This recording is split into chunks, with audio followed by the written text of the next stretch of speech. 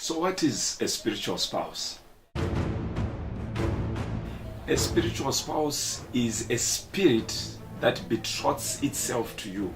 A spirit that claims that it is married to you. Because a spouse in the normal physical world is somebody that you call a better half, your bride, or probably your groom.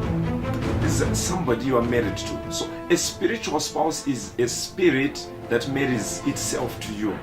Now, how does it marry itself to you when you did not agree? It is because you agree by the life that you live. The Bible says, he who continues to live in sin is of the enemy. And the enemy will have legal ground over your life.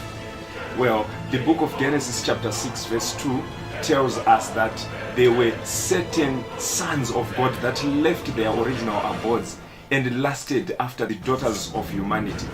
Not only that, in the Catholic apocryphal writings, in the book of Tobit chapter 6 verse 12 to 13, you realize that there is actually the explanation of a spiritual spouse, whereby a spirit is responsible for killing every man that draws closer to, the lady called Sarah in the story.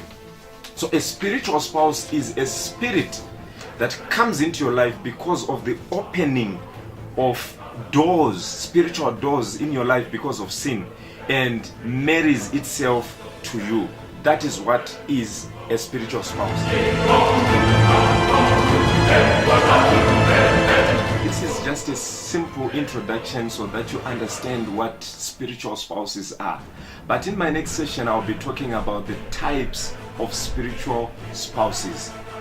Please continue watching so that you may understand how to overcome spiritual